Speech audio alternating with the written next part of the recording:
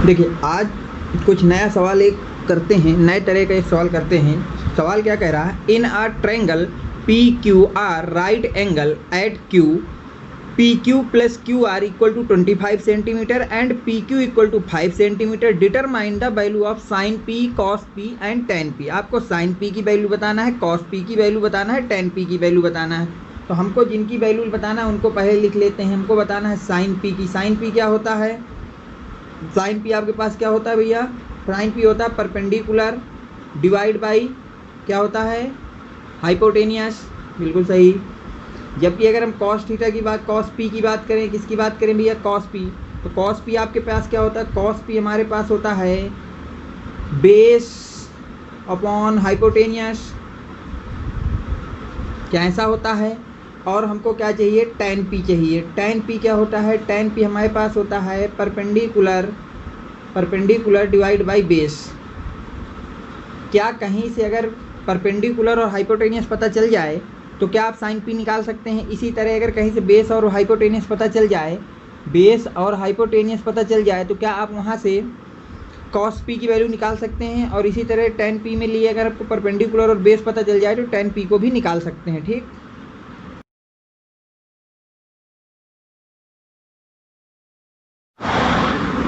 ठीक। अब क्या है, साइन पी के लिए हमें परपेंडिकुलर हाइपोटेनियस मिल जाए तो निकल आएगा, कॉस पी के लिए बेस और हाइपोटेनियस मिल जाए तो वैल्यू निकल आएगी, और टेन पी के लिए परपेंडिकुलर बेस मिल जाए तो वैल्यू निकल आएगी। अब देखते हैं ये वैल्यू कैसे हम लोग फाइंड कर सकते हैं। क्या आपको बोला है कि एक ट्रायंगल पी क्यू आर है जो कि राइट एंगल बना रहा है एट क्यू पे। एक ट्रायंगल है पी क्यू आर, तो हम एक ट्रायंगल बनाते हैं राइट एंगल ट्रायंगल, कितना भैया, पी क्यू आर। उसने कहा है जो पॉइंट क्यू है वहाँ पे राइट एंगल मान लेते हैं, ये पॉइंट क्यू है, ये P है, और ये आपके पास पी क्यू आर है। ये क्या है, R है। क्या यहाँ पे ये थीटा 90 बोल दिया, 90 बना दिया। क्या सवाल में कुछ और दिया है, ध्यान से देखें। PQ की वैल्यू 5 दी है, PQ की वैल्यू 5 दी है। कितनी दी है भैया आपके पास, PQ जो है आपको दिया है उन्होंने 5। PQ कितना दिया है, 5 दिया है। PQ कितना दिया है, 5 दिया है। इसके बाद उन्होंने अगली जानकारी आपको दी है, अगली जानकारी उन्होंने आपको क्या दी है कि जो आपके पास R P plus Q R है वो 25 है। आर पी और क्यू आर जो है वो 25 है। कितना है भैया, 25 है।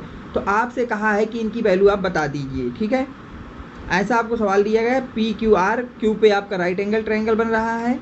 ठीक, अब देखिए कैसे करते हैं सवाल को।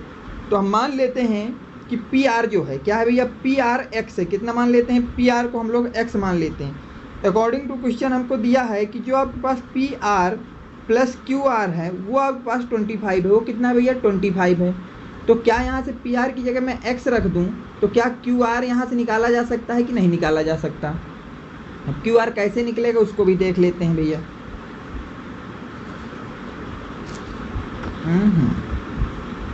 ठीक है, अब यहाँ से क्यू आर कैसे निकलेगा उसको भी हम लोग देख लेते हैं।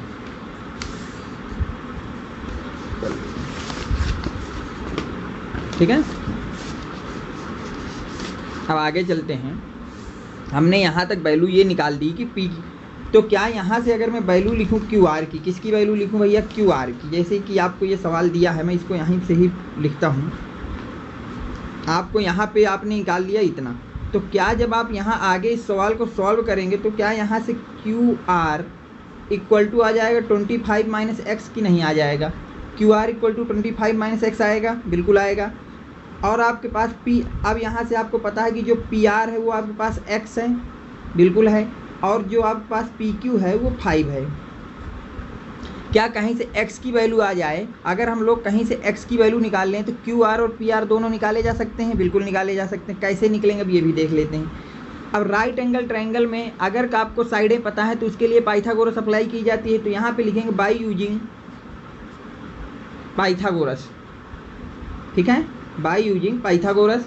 बाय यूजिंग पाइथागोरस क्या बोलती है, पाइथागोरस आपका ये बोलती है कि हाइपोटेनियस का स्क्वायर, किसका स्क्वायर भैया, हाइपोटेनियस का स्क्वायर जो होता है वो बेस के स्क्वायर प्लस परपेंडिकुलर के स्क्वायर के बराबर होता है, प्लस परपेंडिकुलर के स्क्वायर के बराबर। क्या इस ट्रायंगल में आपको बता चुका हूँ, हाइपोटेनियस वो होती है जो 90 डिग्री में आपका पार्टिसिपेट नहीं करती। तो क्या वो पी आर लिखी जाएगी, बिल्कुल लिखी जाएगी। मतलब यहाँ पे हम लिखेंगे पी आर का स्क्वायर। बेस वो होता है जो आपका नीचे होता है, ठीक है, बेस इसको मान लेते हैं। बेस आपके पास क्या आ गया भैया, क्यू आर हो गया, क्यू आर का स्क्वायर आ गया। बेस क्या आ गया भैया, क्यू आर आ गया। और परपेंडिकुलर मान लेते हैं पी क्यू को। किसको मान लेते हैं भैया, पी क्यू को मान लेते हैं परपेंडिकुलर का स्क्वायर, क्योंकि क्यू पे आपका 90 है, पी क्यू आर, ठीक है। ऐसा हमने मान के चले। अब क्या यहाँ से आप पी आर की वैल्यू आपको पता है कि एक्स है तो क्या है, एक्स स्क्वायर हो जाएगा। पी आर की वैल्यू एक्स है तो कितनी हो जाएगी भैया, एक्स स्क्वायर हो जाएगी। क्या क्यू आर की वैल्यू आपने 25 माइनस एक्स का होल स्क्वायर लिखना पड़ेगा, बिल्कुल लिख देंगे। और जो आपके पास क्यू आर होगा, क्यू आर का मतलब हो गया क्यू आर, क्यू आर ये होगा पी क्यू का जो मतलब हो गया, वहाँ पे आप लोग करेंगे 5 का स्क्वायर। किसका स्क्वायर करेंगे भैया, 5 का स्क्वायर। अब जब इस सवाल को आगे सॉल्व करेंगे, कैसे सॉल्व होगा, देखिए एक्स स्क्वायर इक्वल टू ये क्या है, ए माइनस बी का स्क्वायर है। ये क्या है, ए माइनस बी का होल स्क्वायर। तो कैसे खुलेगा, A square plus B square minus 2a भी खुलेगा। तो इसको मैं अगली लाइन में खोलता हूँ। देखिए एक्स स्क्वायर बराबर होगा, ए की जगह कितना है 25, तो 25 का स्क्वायर, प्लस बी की जगह एक्स है तो एक्स का स्क्वायर, माइनस का 2, ए की जगह आ जाएगा 25 और इंटू बी की जगह आ जाएगा एक्स, और साथ में प्लस का 5 का स्क्वायर अलग से है ही, अलग से 5 का स्क्वायर तो होगा ही। अब ध्यान देखना इस सवाल को।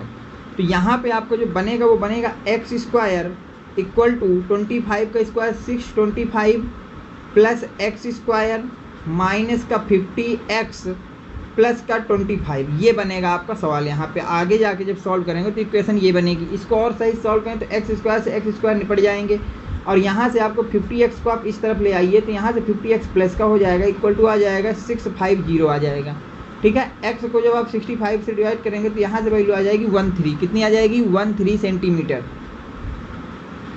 यहाँ से आपको वैल्यू मिल जाएगी कितनी भैया, 13 सेंटीमीटर। x आपने किसको माना था, पी आर को माना था। क्या आपको पता चल गया, पी आर हमारे पास कितना है, 13 सेंटीमीटर है।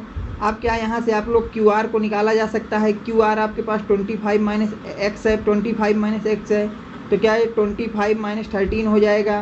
क्या यहाँ से वैल्यू आ जाएगी 12 सेंटीमीटर, बिल्कुल आ जाएगी। इतना आपको पता चल गया। अब मैं इन वैल्यू को इस ट्रायंगल में ही लिख लेता हूँ। जो आपने वैल्यू निकाली है उनको मैं यहाँ लिख देता हूँ। आपने निकाली है जो क्यू आर है, आपने निकाला है कि जो क्यू आर है वो मेरे पास आया 12, कितना आया भैया, क्यू आर जो आया वो मेरे पास आया 12, और जो मेरे पास है पी आर वो आया 13, पी आर आया 13, ठीक है। अब चलते हैं, इसका कोई काम नहीं, अगर समझ में ना आया तो आप इसको धीरे से बैक करके देख लेना, कोई दिक्कत नहीं होगी, ठीक है। अब चलते हैं आगे। अब देखिए इस ट्रायंगल को ध्यान से देखिए, क्या ये जो सीधी लाइन है ये आपकी क्या है, ये हमारी कहलाती है परपेंडिकुलर। क्या कहलाती है भैया, परपेंडिकुलर। परपेंडिकुलर का मतलब हो गया पी क्यू। क्या मतलब हो गया भैया, ये है हमारा पी क्यू परपेंडिकुलर। नीचे वाली लाइन हमारी बेस कहलाती है। क्या कहलाती है, बेस। बेस का मतलब ये क्या है, क्यू आर है और कितनी है 12 के बराबर है, 12 के बराबर है, ठीक है। पी आर, पी आर हमारा हाइपोटेनियस कहलाएगी। क्या कहलाएगी, हाइपोटेनियस। और हाइपोटेनियस किसके बराबर होगी भैया, पी आर के बराबर होगी। चलते हैं अब वैल्यू जिसकी हमें परपेंडिकुलर साइन पी। अब देखिए साइन पी के बेसिस पे देखना है, किसके बेसिस पे देखना है, पी पे। तो इस एंगल को यहाँ से देखिए आप, ये एंगल की बात हो रही है पी की, तो पी के बेसिस में जहाँ पे एंगल बनता है आपका, जिस एंगल की बिहेव पे बात करते हैं, मैंने पहले बताया था, उसके लिए उस एंगल के सामने वाली जो साइड होती है जो एंगल में पार्टिसिपेट नहीं करती उसको परपेंडिकुलर बोलते हैं। उसने कौन से एंगल की बात की है, पी की। तो इसके लिए क्या परपेंडिकुलर ये होगा, ये जो आपने लिखा है ये किसके लिए लिखा है, ये आपने लिखा है आर एंगल के लिए। किसके लिए लिखा है, आर एंगल के लिए। लेकिन एंगल पी के लिए अगर हम बात करें परपेंडिकुलर, तो एक ऐसी साइड जो उसके एंगल में पार्टिसिपेट नहीं करती है, उस साइड को हम लोग बोलते हैं परपेंडिकुलर। तो क्या क्यू आर लिखेंगे आप, क्यू आर लिख देंगे। हाइपोटेनियस क्या होती है, जो लार्जेस्ट साइड होती है, पी आर। कितना हो जाएगा भैया, पी आर। जब आप वैल्यू रखेंगे तो साइन की वैल्यू आ जाएगी आपके पास 12/13। कितनी आ जाएगी भैया, 12/13 आ जाएगी। इसी तरह हम बात करेंगे कॉस पी की। किसकी बात करेंगे, कॉस पी। पी के पास गए, बेस क्या होता है, जो एंगल में पार्टिसिपेट कर रहा है, पी क्यू बेस हो गया। हाइपोटेनियस क्या होता है, जो एंगल में बेस पार्टिसिपेट करे और लार्जेस्ट साइड हो, पी आर। तो क्या यहाँ से आ गया 5/13। tan पी की बात करें, परपेंडिकुलर, जो एंगल में पार्टिसिपेट नहीं करता, इसका मतलब क्यू आर। और आपके पास बेस की बात की है, बेस क्या होता है, पी क्यू हो जाएगा इस एंगल के लिए, पी के बिहेव पे। क्या इसकी वैल्यू आप लिखेंगे 12/5। ये लीजिए सवाल सॉल्व हो गया। ये आपसे पूछा था कि साइन पी की बताइए, लिख दिया, कॉस पी की बताइए, लिख दिया, और टेन पी की बताइए, तीनों वैल्यू लिख दी, सवाल सॉल्व हो गया। ठीक है, अब चलते हैं कुछ अगले सवालों की तरफ।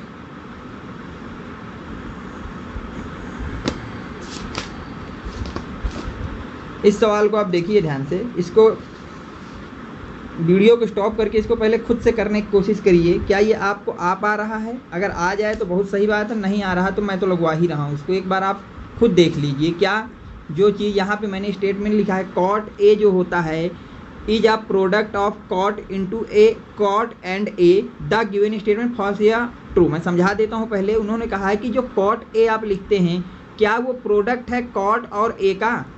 उनके कहने का मतलब है कि जो ये कॉट ए आपने लिखा है, क्या इसको ऐसा लिखा जा सकता है कॉट इंटू ए? क्या ये लिखा जा सकता है?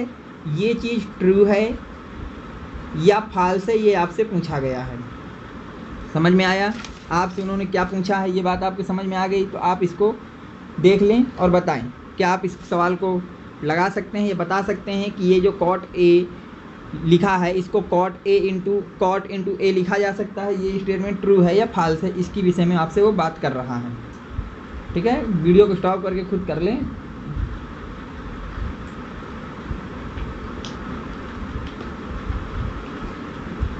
ठीक है, वैसे ये सवाल स्टेटमेंट वाला है, मैं लिखा दे रहा हूँ कि cot A is not a product of, लिखिए भैया, cot A is not the product of cot and A, it is the cotangent, it is the contangents of angle A, hence the given statement is false, hence the given statement is false। ठीक है, cot A जो है वो cot into ए नहीं होता है, वो क्या है, it is the product of cot and ten, not होता, नहीं होता, ये होता है cotangent of angle A. Angle A पे एक डाली गई कोटेंजेंट होती है, क्या होती है भैया, कोटेंजेंट होती है, इसलिए जो दिया हुआ स्टेटमेंट है वो क्या है, फॉल्स है। इतना आपको लिख देना है, इस सवाल सॉल्व हो गया। ठीक, चलते हैं अगले सवाल की तरफ। उन्होंने कहा है, क्या बोला है, द वैल्यू ऑफ, उन्होंने बोला है the value of ten A is always less than 1, justify your answer. उन्होंने कहा कॉट ए की वैल्यू क्या हमेशा 1 से छोटी आएगी? इसको आपको जस्टिफाई करना है कि ये स्टेटमेंट ट्रू है या फॉल्स है। क्या करना है भैया, जस्टिफाई करना है कि जो स्टेटमेंट आपको बोले गए हैं वो ट्रू है या फॉल्स है। जो स्टेटमेंट आपको बोला है वो ट्रू है फॉल्स है। क्या कॉट ए जो हमें टेन ए जो है वो हमेशा 1 से छोटा आएगा कि नहीं आएगा, इसको प्रूव करना है। तो देखिए, प्रूविंग के लिए हम मान लेते हैं, let a right angle triangle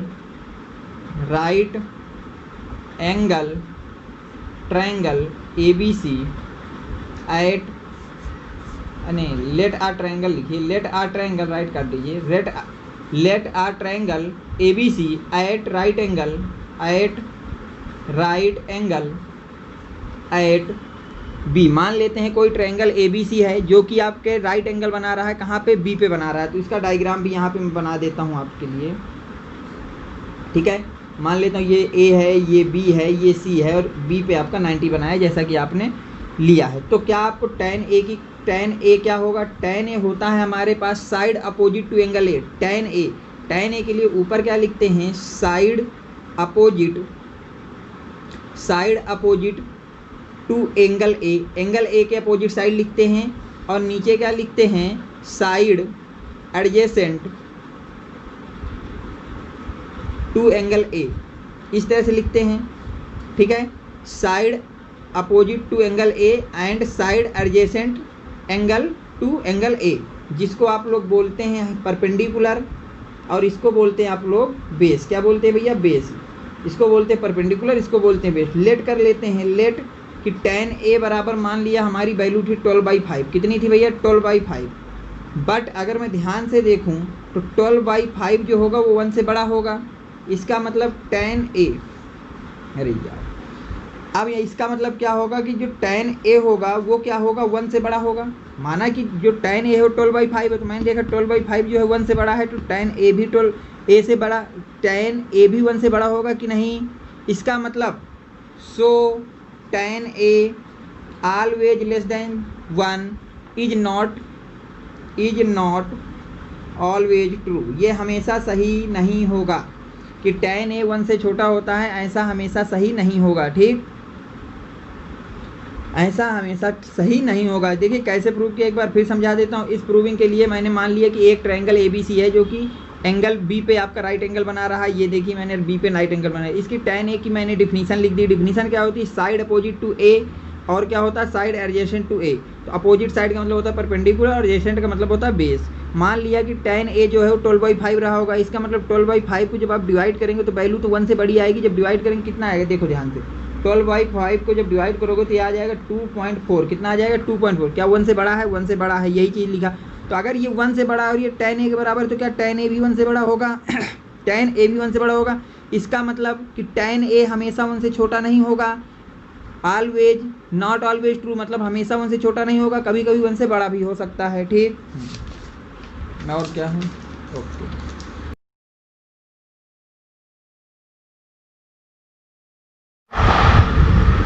देखिए अगला सवाल आपका कह रहा है, is it sec A equal to 12/5 for some value of angle A y. मतलब पूछ रहा है ये स्टेटमेंट जो दिया है ये आपका ट्रू स्टेटमेंट है या आपका फॉल्स स्टेटमेंट है।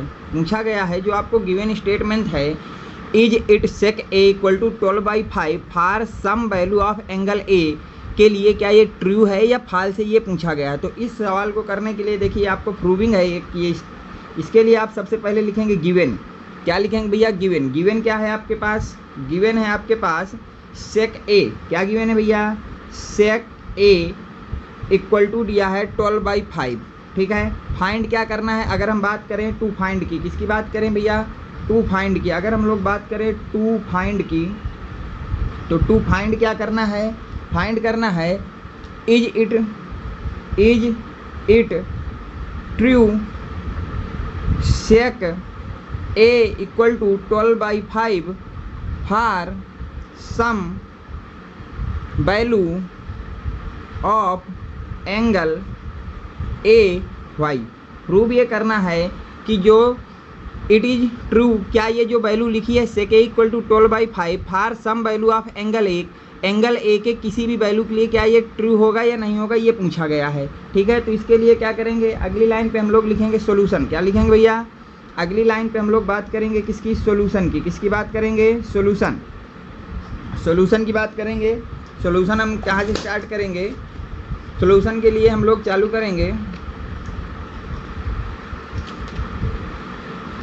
फ्रॉम गिवन या वी हैव से चालू करेंगे। क्या लिखेंगे भैया, फ्रॉम गिवन या बात वी हैव। क्या गिवन है आपको, गिवन है कि जो सेक ए है वो आपका कितना है भैया, 12/5 है। गिवन क्या है कि जो सेक ए है वो आपका 12/5 है। अगर हम बात करें वी नो डैट, हम जानते हैं कि सेक ए जो होगा, क्या जानते हैं भैया, कि जो हमारे पास सेक ए होता है उसकी वैल्यू होती है 1/cos ए। कितनी होती है भैया, 1/cos ए होती है। और cos ए की वैल्यू क्या होती है, cos ए की वैल्यू होती है आपके पास बेस अपॉन हाइपोटेनियस। क्या होती है भैया, बेस अपॉन हाइपोटेनियस। ठीक है, बेस अपॉन हाइपोटेनियस वैल्यू होती है। अब जब इसको सॉल्व करेंगे तो क्या सेक ए इक्वल टू जो हाइपोटेनियस ऊपर चला जाएगा तो आपके पास क्या आ जाएगा, हाइपोटेनियस डिवाइड बाई बेस। क्या आ जाएगा भैया, हाइपोटेनियस डिवाइड बाई बेस आ जाएगा। हमारे पास क्या आ जाएगा भैया, हाइपोटेनियस डिवाइड बाई बेस आ जाएगा। और सेक ए दिया कितना है, 12/5 दिया है। क्या यहाँ से आप हाइपोटेनियस की जो वैल्यू है, हाइपोटेनियस, वो आपके पास 12 आ जाएगी। और जो बेस है वो हमारे पास कितना आ जाएगा भैया, 5 आ जाएगा। क्या जब इसमें हम हाइपोटेनियस को बेस से डिवाइड करेंगे तो क्या ये वैल्यू हमेशा सेक ए की जो वैल्यू आएगी वो हमेशा 1 से बड़ी आएगी कि नहीं आएगी, क्योंकि हाइपोटेनियस हमेशा क्या है 12 से बड़ा। 12/5 को जब आप सॉल्व करेंगे तो हाइपोटेनियस की वैल्यू कितनी आएगी, इसको सॉल्व करेंगे तो आएगी 2.4। कितनी आएगी, 2.4, जो कि 1 से बड़ी होगी, जो कि क्या होगी भैया, 1 से बड़ी होगी। ठीक है, ठीक, 1 से बड़ी होगी। अब यहाँ पे फिर आपको नीचे लिखना है कुछ चीज़, क्या लिखना है, in a right angle triangle लिखना है आपको, in a right angle triangle, right angle triangle, the hypotenuse is always greater than the base, therefore the given statement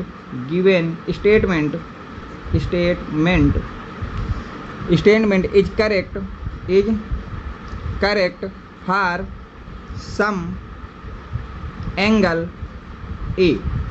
आगे आपको अगली लाइन में क्या लिख देना है, लिखना है in a right angle triangle is hypotenuse is always greater than base. हमको पता है कि राइट एंगल ट्रायंगल के लिए जो हाइपोटेनियस होती है वो क्या होती है, हमेशा बेस से बड़ी होती है। Therefore the given statement correct, तो ये स्टेटमेंट क्या होगा, करेक्ट होगा। फॉर सम एंगल, किसी भी एंगल ए के लिए ये स्टेटमेंट क्या होगा, करेक्ट होगा, क्योंकि हाइपोटेनियस हमेशा बड़ी आएगी और सेक ए की वैल्यू हमेशा 1 से बड़ी आएगी।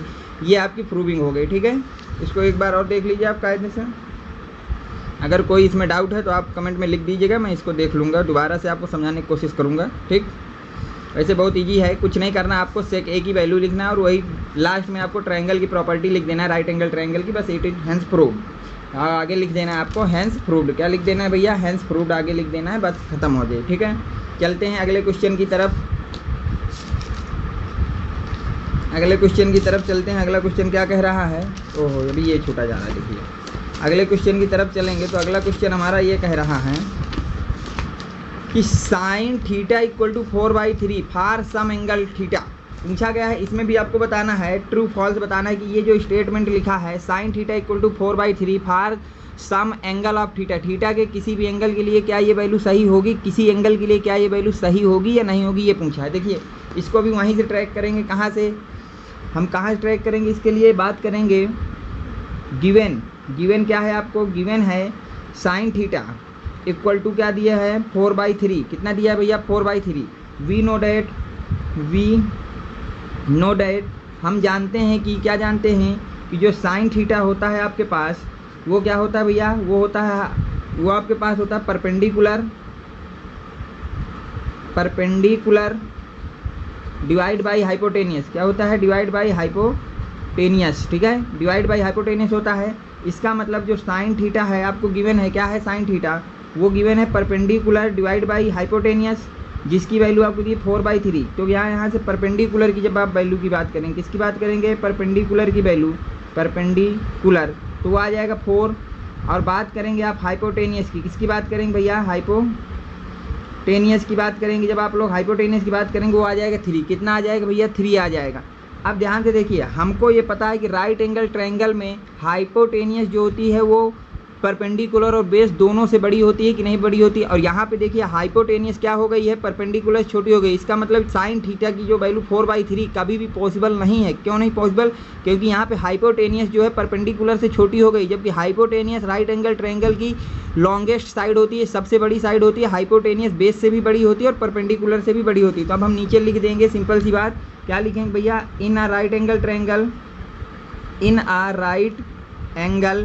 Triangle hypotenuse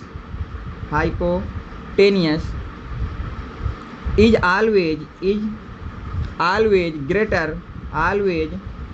greater than the remaining two sides therefore value of sin theta equal to 4/3 is not possible। ठीक है, तो जो आपको यहाँ पे दी हुई है वैल्यू, आप एक बार ध्यान दीजिएगा, मैंने लिखा है in a right angle triangle hypotenuse is always greater than the remaining two side. जो राइट एंगल ट्रायंगल होता है उसमें हाइपोटेनियस रिमेनिंग टू साइड जो आपके बेस और परपेंडिकुलर बचा है उससे हमेशा क्या होती है, ग्रेटर देन होती है, उससे बड़ी होती है। Therefore the value of the sine theta equal to 4/3 का भी पॉसिबल नहीं है। क्यों नहीं पॉसिबल, क्योंकि यहाँ पे आपकी जो हाइपोटेनियस है वो क्या हो गई है, छोटी हो गई है, किससे, परपेंडिकुलर से। ठीक है, इसको भी आप देख लेना, ये भी प्रूविंग का है, इंपॉर्टेंट सवाल है। ठीक है, चलते हैं अगले सवाल की तरफ। अगला सवाल आपको दिया गया है, if tan theta equal to a by B, क्या दिया है भैया, if tan theta equal to a by B, prove करना है कि a साइन थीटा माइनस का b cos theta divide by a sine theta plus b cos theta जो है a square minus B square by a square plus B square के बराबर होगा। इतना आपको प्रूव करना है, ठीक है। अब हम चलते हैं इस प्रूविंग के लिए। देखिए कहीं से आप साइन थीटा कॉस थीटा की वैल्यू निकाल लीजिए, यहाँ पे पुट कर दीजिए, अगर left hand side right hand side के बराबर आ जाएगा तो सवाल सॉल्व हो जाएगा। अब बात आ गई साइन थीटा और कॉस थीटा की वैल्यू हम कहाँ से निकालें, बात ये आ गई, ठीक है। अब हम चलते हैं, किसी तरह से हमारे पास साइन थीटा कॉस थीटा की वैल्यू आ जाए तो हम उसका यूज करते हैं। देखिए गिवन है जो आपको सवाल में वो दिया है tan थीटा, क्या दिया है भैया, tan थीटा, क्या tan theta equal to a by B दिया है। क्या आपको पता है कि tan थीटा इक्वल टू होता है, क्या होता है भैया, परपेंडिकुलर डिवाइड बाई बेस को ही हम tan थीटा कहते हैं। तो हम लेट कर लेते हैं इन आ triangle, in a right angle triangle ABC मान लेते हैं, क्या मान लेते हैं, ABC मान लेते हैं, राइट एंगल एट बी मान लेते हैं। जो राइट एंगल 90 डिग्री बना रहा है वो बी पे बना रहा है, और एक ट्रायंगल है यहाँ पे हम आपको बना के दे लेते हैं, ठीक है। ये है आपका ए, ये है बी और ये है सी, तो यहाँ पे 90 बना रहा है। तो क्या जो आपके पास परपेंडिकुलर होगा, क्या होगा भैया, परपेंडिकुलर, वो आपका BC होगा, वो क्या ए के बराबर होगा, बिल्कुल होगा, सवाल में देख लीजिए। क्या जो आपके पास बेस होगा वो AB होगा, क्या वो B के बराबर होगा, बिल्कुल होगा। क्या जब आपको किसी भी राइट एंगल ट्रायंगल की अगर दो साइडें पता है तो तीसरी साइड आराम से निकाली जा सकती है by using the Pythagoras theorem. किसका यूज करके, पाइथागोरस थ्योरम का यूज करके जब हमको दो साइडें किसी भी राइट एंगल ट्रायंगल की अगर पता है तो तीसरी साइड को आसानी से निकाला जा सकता है। तो हम क्या करेंगे, यूजिंग पाइथागोरस, हम पाइथागोरस का यूज करेंगे। पाइथागोरस क्या कहती है, पाइथागोरस आप कहती है हाइपोटेनियस का स्क्वायर, क्या कहती है भैया, हाइपोटेनियस का स्क्वायर जो होता है वो सम होता है अदर टू साइड के स्क्वायर का, मतलब बेस का स्क्वायर का सम होगा और परपेंडिकुलर के स्क्वायर का सम होगा। तो ये किसके बराबर होगा, हाइपोटेनियस के स्क्वायर के बराबर होगा। क्या जो आपके पास हाइपोटेनियस है वो AC है तो क्या AC स्क्वायर हो जाएगा, क्या जो बेस है वो AB है तो क्या AB का स्क्वायर हो जाएगा, क्या जो परपेंडिकुलर है वो आपके पास BC है तो BC का स्क्वायर हो जाएगा, ठीक है। इसके बाद देखिए AC को AC स्क्वायर ही रहने दीजिए, क्या AB की जगह मैं रख सकता हूँ B का स्क्वायर, क्या BC की जगह रख सकता हूँ A का स्क्वायर। तो क्या यहाँ से AC की वैल्यू अगर हम निकालें तो रूट के अंदर A square plus B square आ जाएगी, A square plus B square आ जाएगी, ठीक है। यहाँ से हमको इतना चल गया। अब देखिए सवाल में हमको क्या चाहिए था, क्या यही आपकी हाइपोटेनियस है, यही क्या है हमारी हाइपोटेनियस है, ठीक है। अब मैं सवाल में जो जो हमने निकाला उसको यहाँ पे लिख लेता हूँ। आपने पहली चीज़ निकाल ली परपेंडिकुलर, क्या निकाल ली भैया, परपेंडिकुलर। परपेंडिकुलर कितना निकला भैया, BC के बराबर है जो कि A है। फिर आपने बेस पता चल गया, आपको क्या पता चल गया, बेस जो कि AB के बराबर है जो कि B है। इसके बाद आपको क्या पता चल गया, हाइपोटेनियस पता चला, क्या पता चला भैया, हाइपोटेनियस जो कि किसके बराबर है, AC के बराबर है, जिसकी वैल्यू है रूट के अंदर A square plus B square, ठीक। अब हम सवाल में चलते हैं। अब हम यहाँ से निकाल लेते हैं साइन थीटा, ठीक है। अब हम साइन थीटा हमको पता है कितना होता है, साइन थीटा आपके पास होता है perpendicular upon hypotenuse.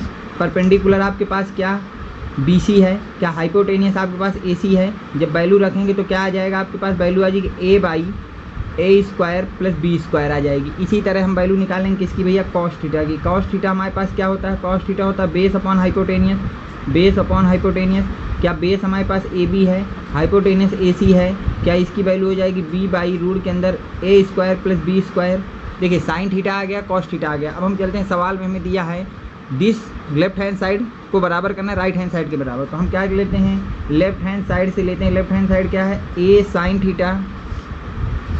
Sine theta, मैं इसको लिख लेता हूँ थोड़ा, एक मिनट रुकिएगा, minus B cos theta equal to A sine theta plus का B कॉस थीटा। ये चीज़ है।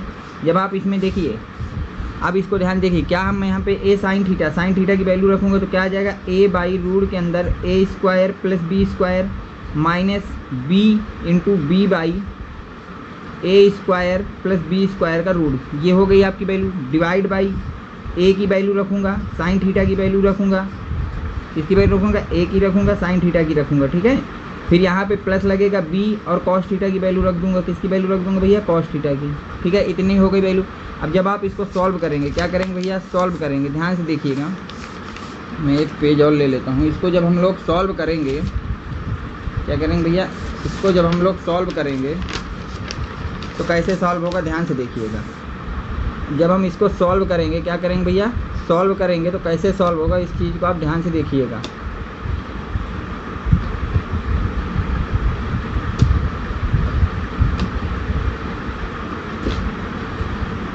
जब इसको हम सॉल्व करेंगे तो कैसे सॉल्व होगा, इस चीज़ को ध्यान से आप देखिएगा, ठीक है। जब हम सॉल्व करेंगे तो क्या होगा, देखिए इसको जब आप सॉल्व करेंगे, क्या ऊपर बन जाएगा आपके पास ए स्क्वायर, नीचे बनेगा कितना, A square plus B square, minus का बी स्क्वायर, नीचे बनेगा रूट के अंदर A square plus B square. इसी तरह नीचे वाली टर्मिनोलॉजी को भी सॉल्व करेंगे तो क्या बनेगा, पूरे में आ जाएगा ए स्क्वायर रूट के अंदर A square plus B square by root के अंदर A square plus B square. इस तरह से बनेगा।